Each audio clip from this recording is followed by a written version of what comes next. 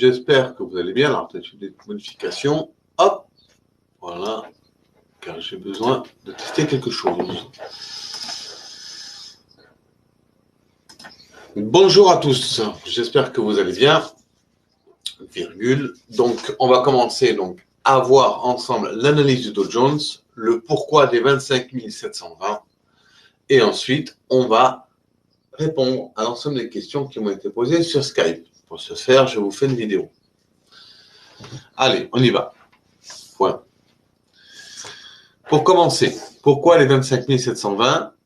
Pour répondre à Michael, c'est tout simple. C'est le bas du gap. Alors, c'est 24 730. Bon, on n'est pas à 5 points près à ce stade-là. Donc, voilà. Ici, vous avez le niveau. D'accord? Qui correspond à ce que je vous expliquais. Pour moi, tant que le marché n'est pas retombé, d'accord, il n'a pas cassé, on reste à l'achat. C'est celui-là. Moi, je repérais ce niveau si on y va, si le marché venait à s'amuser. Donc, on pourrait éventuellement travailler un correctif sur ce marché. Par exemple, comment tracer le niveau? Un niveau important maintenant, c'est celui-là. D'accord? Donc, comment vous tracez vos niveaux? C'est simple.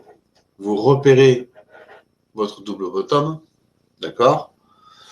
Qu'est-ce qui se passe? Ici, on avait la ligne du coup. D'accord? Mais regardez, bam! D'accord? Ça a servi de support. Donc, apprenez à travailler les niveaux correctement. Voilà. Donc, résultat, vous tracez votre support ici et vous avez un premier niveau. Si le marché devait casser ce niveau, il est possible que j'engagerai un correctif dans ce cas-là. Voilà, ça, il faut bien que vous le compreniez. Ensuite, qu'est-ce qu'on a d'autre? On a une résistance. C'est pas ce que je voulais faire, pardon. Donc, on a notre résistance qu'on va mettre là. C'est le plus haut de toute la semaine, de toute façon. Donc, qu'est-ce que vous faites? Clac, pareil, vous tracez votre résistance. Voilà.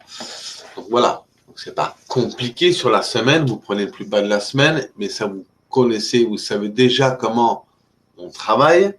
Donc, reprenez les cours, c'est dans vos cours. Vous savez que là, c'est un support. Donc, à partir d'ici, si on devait casser la semaine prochaine à 25 880, il est possible que j'aille vendre le marché, faire un reverse, pour aller chercher d'abord, dans un premier temps, 25 220, 250. On reste sur des niveaux.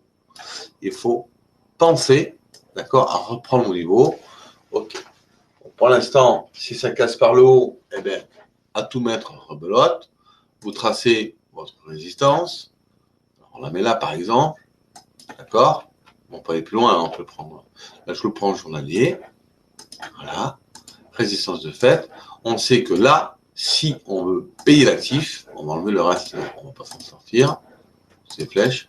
Si vous voulez payer l'actif, il va falloir ou attraper un rebond ici, ou attendre une cassure ici.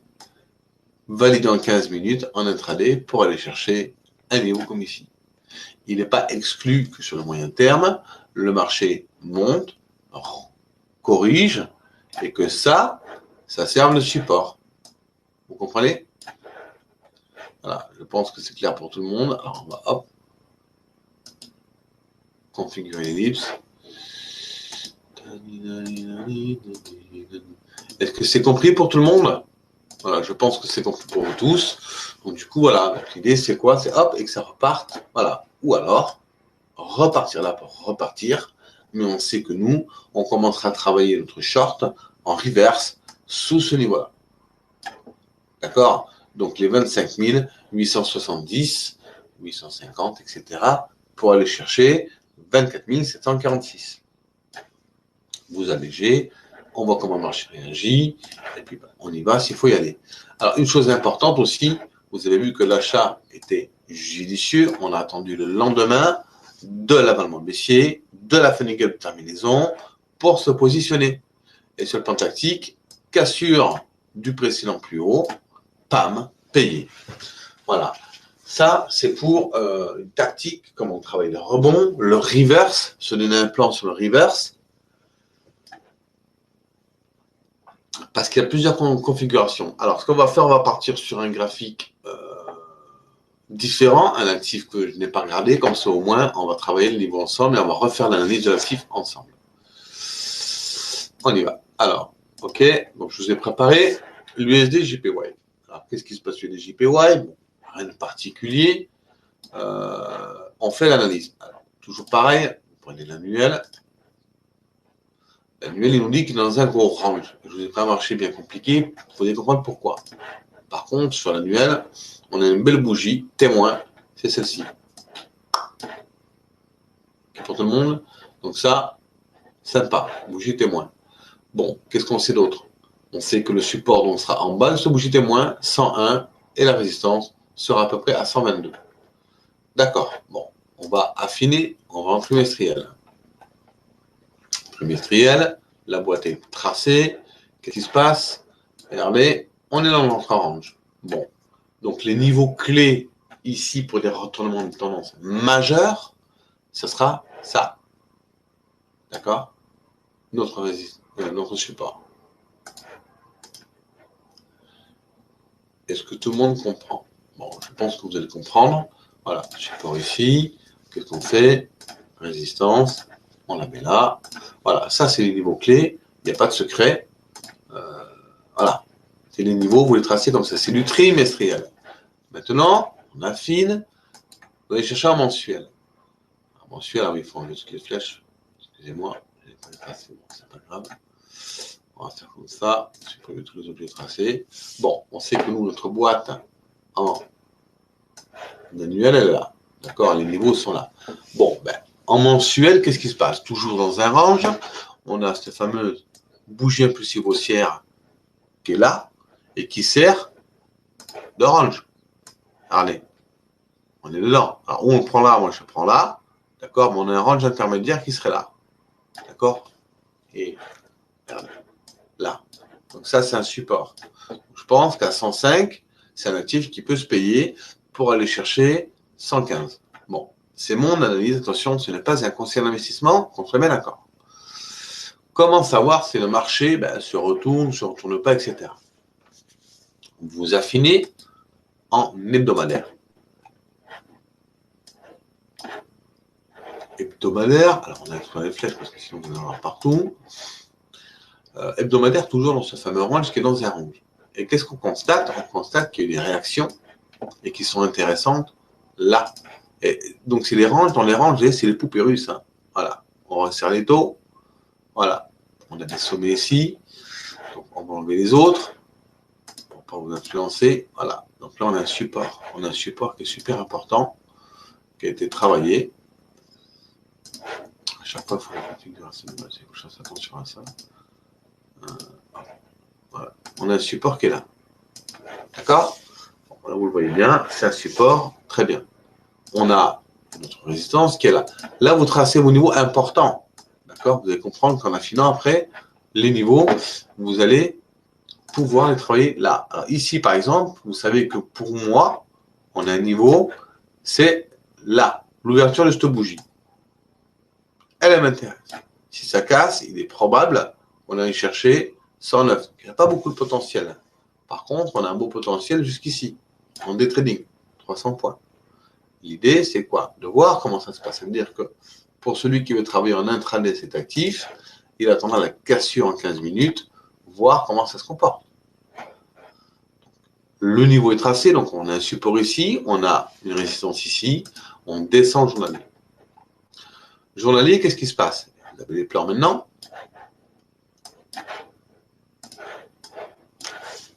On a donc la résistance qui est ici, d'accord? Le support qui est là, donc qui peut se payer éventuellement pour l'intraday avec un petit stop. Alors ici, on va attendre une cassure de ce niveau et on aura une première résistance en journalier qui est là. Vous avez vu que ça descend chaque fois au niveau des résistances.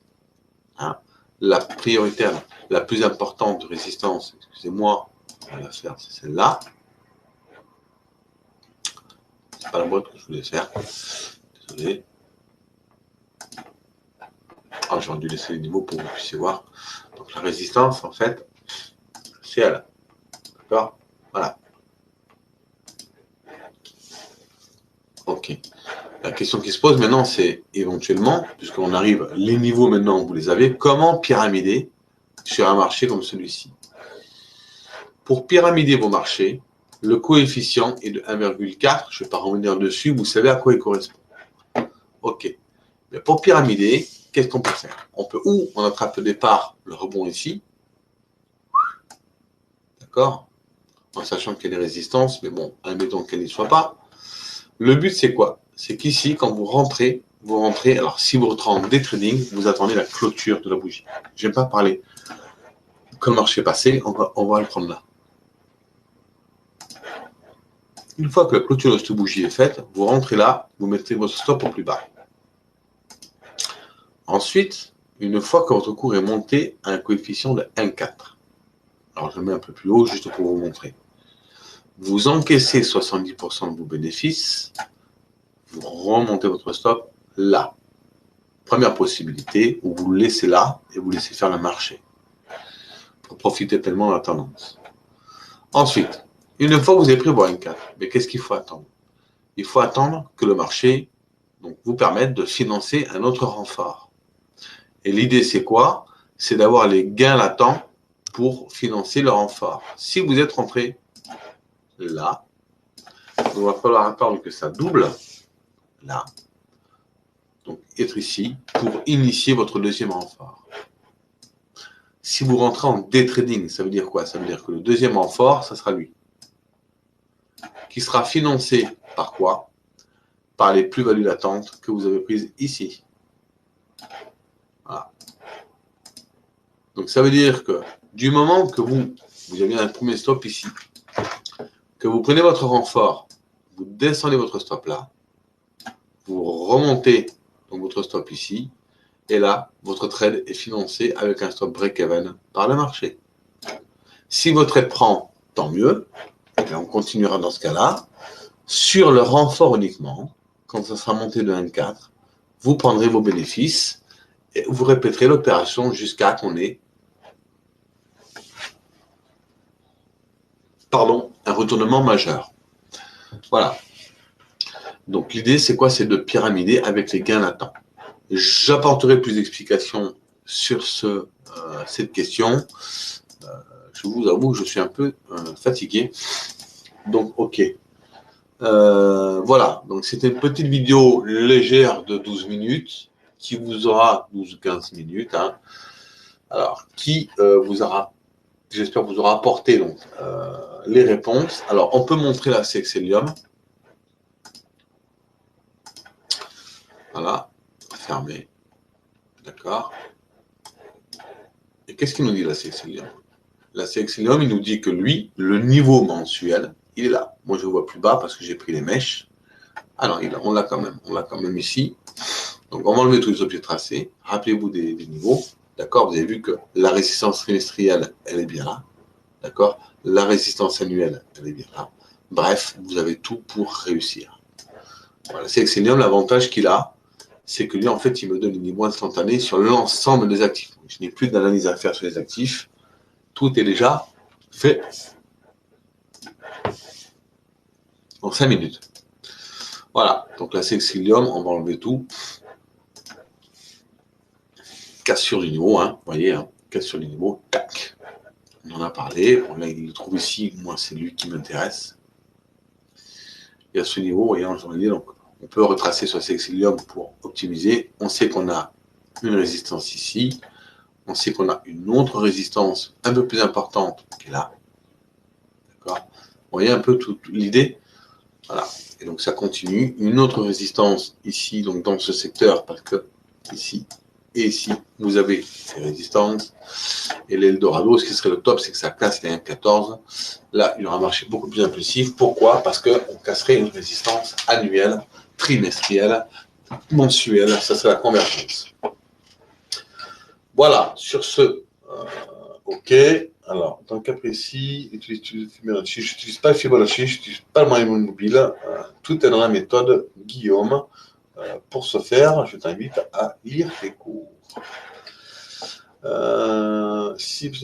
L'analyse, je ne sais pas, il faut que je fasse le point sur les marchés. Je ne sais pas encore regarder Guillaume. Donc, Voilà. Alors, j'aimerais que tu puisses déterminer les niveaux, les zones d'intervention, comment prendre le train en marche et les meilleurs points d'entrée pour les renforts. Je sais que c'est déjà vu, mais j'ai besoin de révision. Alors là, Thierry et Stéphane, parce que les deux qui en l'occurrence on a des questions, je vous ai montré les points d'entrée en day trading. D'accord? En intraday, si par exemple on devait travailler sur cet actif, alors on va supprimer tout. C'est une très bonne question. Ok. Voilà. En intraday, on va enlever la section aussi. Comment ça se passerait? Alors, je suis obligé de vous prendre ici en l'occurrence un moment passé. Admettons, on va mettre le support ici, puisque le point le plus touché est le plus important. Supposons qu'on aurait voulu vendre cet actif. Vous êtes d'accord que l'action va être dans cette journée. Elle va être dans cette journée. L'action sur cet actif sera là. Comment pouvoir profiter de ça? Vous prenez votre 15 minutes. On va y mettre plus d'unités. Voilà. On va aller chercher notre flèche. J'espère que je vais la trouver. 15 minutes, s'il vous plaît.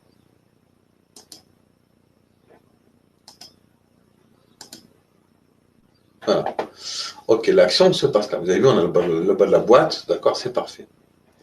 Moi, ce qui va m'intéresser, si j'ai raté le train, c'est quoi? Sur le plan tactique, vous savez que nous, on est bien une cassure plus une modulation de bougie. Bon, ou celle-là, bref. Là, vous cassez un précédent plus bas. Admettons que vous ayez raté le train. La seule façon de pouvoir re-rentrer là-dessus, c'est quoi? C'est où on a un retour sur la résistance, ou on a une cassure de support. Et là, il va falloir faire ça en fait. Il va falloir chercher. Là, on a un petit range. Je vous le donne, hein, comme je le pense. Donc ça casse, ok. On crée un range, ça ne bouge pas ici. Ici, en 15 minutes, il faut chercher un point. Voilà, celui-là. Et où on attendra un retour là, pour shorter, d'accord, sur le plan taxique, ou une cassure de la boîte. Donc, qu'est-ce qui se passe? Retour ici. Regarde, je n'ai pas regardé. On short. Le stop, vous avez vu qu'il n'est pas énorme. Donc, ça, c'est vraiment.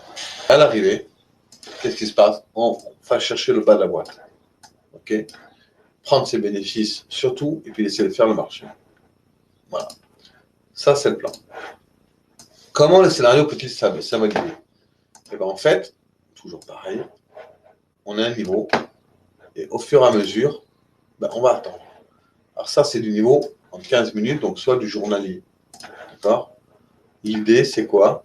C'est pour moi, en moyen terme, c'est ça, c'est cette boîte. Rappelez-vous de cette boîte, en journalier. Voilà. Pour payer cet actif, il faudrait attendre une réintégration de la boîte. La problématique, c'est que ça va nous servir de résistance et qu'il peut y avoir un breakout, pour retomber. On a vu que ça marchait un range. On essaiera de trouver des exemples beaucoup plus clairs, beaucoup plus précis pour pouvoir vous repositionner sur le marché.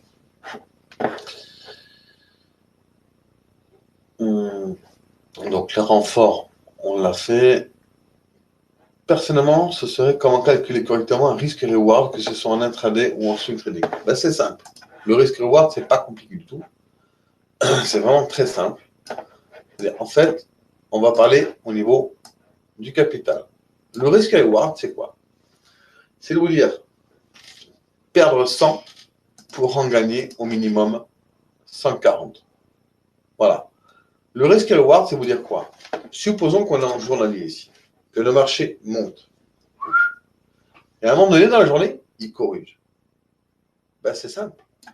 Votre risque reward, ça sera quoi? De vous dire, si le marché descend à moins 140 par exemple, que là je suis à 100, de déterminer la taille du stop par rapport à votre objectif. Donc les lots seront aussi calculés en fonction. Oh mince. C'est pas ce que je voulais faire. Désolé. Ok.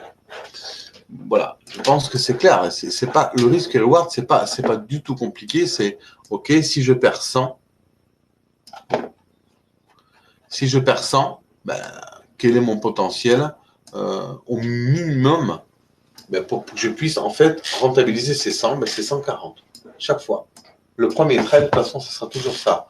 Si vous risquez 100, c'est 140, donc c'est un coef N4. Et ces coefs se prendront toujours en rapport à ou une journée d'établi sur un avalement, d'accord, ou sur une résistance si vous voulez vendre sur la journée, d'accord, ou sur une correction sur la journée. Voilà. Chaque fois, de toute façon, en intraday, ça sera ça. En day trading, ça sera plutôt la clôture de la bougie. Et en swing trading, vraiment en swing trading long, hebdomadaire et mensuel. Voilà. Bon, on refera, mais l'idéal, c'est qu'on fasse un coaching collectif ensemble. Ça serait plus simple. Voilà, bon, j'espère que cette vidéo vous a plu. Elle devait durer 15 minutes, elle a duré bien plus, 21 minutes.